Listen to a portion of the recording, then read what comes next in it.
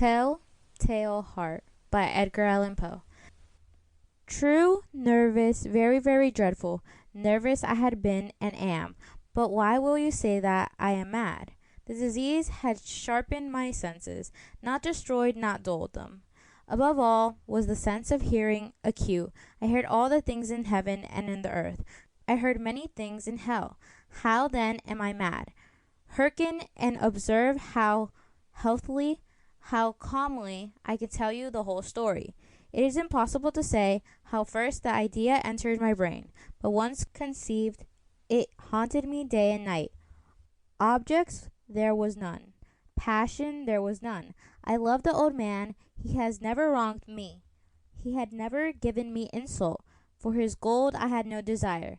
I think it was his eye. Yes, it was this. He had the eye of a vulture, a pale blue eye, with a film over it.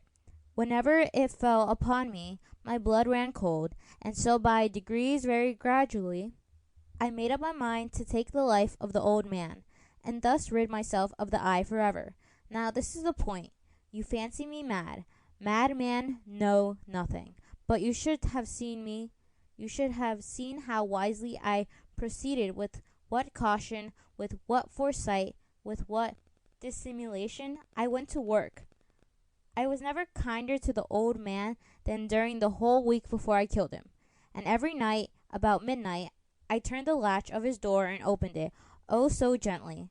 And then, when I had made an opening sufficient for my head, I put in a dark lantern, all closed that no light shone out. And then I thrust in my head. Oh, you would have laughed to see how cunningly I thrust it in. I moved it slowly, very slowly, so that I might not disturb the old man's sleep. It took me an hour to place my whole head within the opening so far that I could see him as he lay upon his bed. Ha! Would a madman have been so wise as this? And then, when my head was well in the room, I undid the lantern cautiously. Oh, so cautiously. Cautiously, for the hinge creaked. I undid it just so much that a single thin ray fell upon the vulture eye. And this I did for 7 long nights. Every night, just at midnight, but I found the eye always closed, and so it was impossible to do the work, for it was not the old man who vexed me, but his evil eye, and every morning when the day broke, I went boldly into the chamber and spoke courageously to him, calling him by name in a hearty tone, and inquiring how he had passed the night.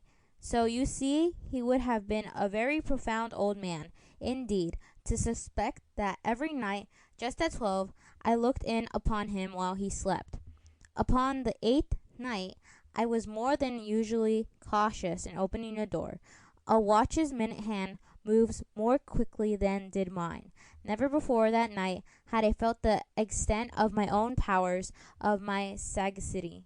I would scarcely contain my feelings of triumph to think that there I was, opening the door little by little, and he had not even to dream of my secret dreads or thoughts. I fairly chuckled at the idea, and perhaps he heard me, for he moved on the bed suddenly, as if startled. Now you may think that I drew back, but no, his room was as black as pitch with the thick darkness, for the shutters were closed, fastened through fears of robbers, and so I knew that he could not see the opening of the door, and I kept pushing it on steadily. I had my head in, and was about to open the lantern, when my thumb slipped upon the thin fastening, and the old man sprung up in bed, crying out, "Who's there?" I kept quiet, still, and said nothing. For a whole hour I did not move a muscle, and in the meantime I did not hear him lie down. He was still sitting up in the bed, listening just as I have done, night after night, hearkening to the death watches in the wall. Presently I heard a slight groan, and I knew it was the groan of mortal terror. It was not a groan of pain or of grief. Oh no! It was the low, stifled sound that arises from the bottom of the soul when overcharged with awe. I knew the sound well. Many a night, just at midnight, when all the world slept, it has welled up from my own bosom, deepening with its dreadful echo, the terrors that detached me. I say I knew it well. I knew what the old man felt, and pitied him. Although I chuckled at heart, I knew that he had been lying awake ever since the first slight noise. When he had turned in the bed, his fears had been ever since growing upon him. He had been trying to fancy them causeless, but could not. He had been saying to himself, "It is nothing but the wind in the chimney. It is only a mouse crossing the floor, or it is merely a cricket which has made a single chirp." Yes, he had been trying to comfort himself with these suppositions, but he had found all in vain, because death, in approaching him, had stalked with his black shadow before him, and enveloped the victim, and it was the mournful influence of the piercing shadow that caused him to feel, although he neither saw nor heard, to feel the presence of my head within the room. When I had waited a long time, very patiently, without hearing him lie down, I resolved to open a very, very little crevice in the lantern. So I opened it. You cannot imagine how stealthily, until at length a simple dim ray, like the thread of the spider, shot from out the crevice and fell full upon the vulture eye. It was open, wide open, and I grew furious as I gazed upon it. I saw it with perfect distinctness, all a dull blue, with a hideous veil over it that chilled the very marrow in my bones. But I could see nothing else of the old man's face or person, for I had directed the ray, as if by instinct, precisely upon the damned spot. And have I not told you that what you mistake for madness is but over acuteness of the sense? Now I say, there came to my ears a low, dull, quick sound, such as a watch makes when enveloped in cotton. I knew that sound well, too. It was the beating of the old man's heart. It increased my fury as the beating of a drum stimulates the soldier into courage. But even yet I refrained and kept still. I scarcely breathed. I held the lantern motionless. I tried how steadily I could maintain the ray upon the eye. Meantime, the hellish tattoo of the heart increased. It grew quicker and quicker, and louder every instant. The old man's terror must have been extreme. It grew louder, I say louder every moment. Do you mark me well? I have told you that I am nervous. So am I. And now at the dead hour of the night, amid the dreadful silence of that old house, so strange a noise as this excited me to uncontrollable terror. Yet for some minute longer I refrained and stood still. But the beating grew louder. I thought the heart must burst. And now a new anxiety seized me. The sound would be heard by a neighbor. The old man's hour had come. With a loud yell, I threw open the lantern and leaped into the room. He shrieked once only. In an instant I dragged him to the floor and pulled the heavy bed over him. I then smiled gaily to find the deed so far done. But for many minutes the heart beat on with a muffled sound. This, however, did not vex me. It would not be heard through the wall. At length it ceased. The old man was dead. I removed the bed and examined the corpse. Yes, he was stone dead. I placed my hand upon the heart and held it there many minutes. There was no pulsation. He was stone dead. His eye would trouble me no more. If still you think me mad, you will think so no longer when I describe the wise precautions I took for concealment of the body. The night waned, and I worked hastily, but in silence. First of all, I dismembered the corpse. I cut off the head and the arms and the legs.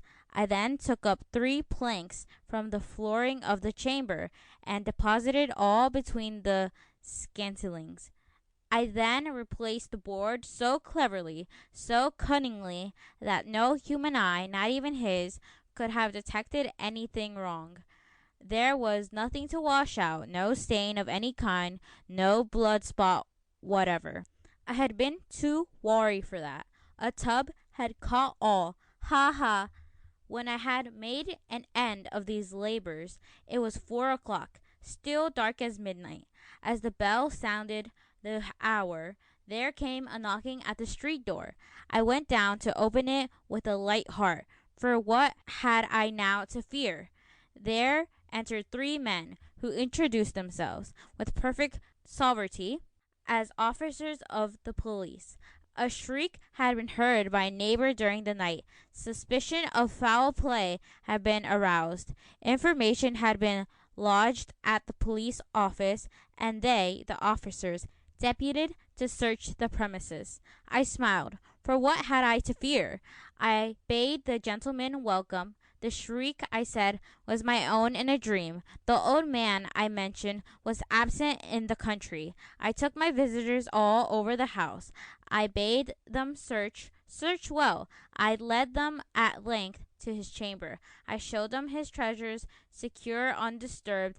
In the enthusiasm of my confidence, I brought chairs into the room, and desired them here to rest for their fatigues, while I myself, in the wild audacity of my perfect triumph, placed my own seat upon the very spot beneath which reposed the corpse of the victim. The officers were satisfied. My manner had convinced them. I was singularly at ease. They sat, and while I talked cheerily, they chattered of familiar things. But ere long I felt myself getting pale and wished them gone. My head ached, and I fancied a ringing in my ears. But still they sat and still chatted. The ringing became more distinct. It continued and became more distinct. I talked more freely to get rid of the feeling, but it continued and gained definitiveness, until at length I found that the noise was not within my ears. No doubt I now grew very pale, but I talked more fluently and with a heightened voice. Yet the sound increased, and what could I do?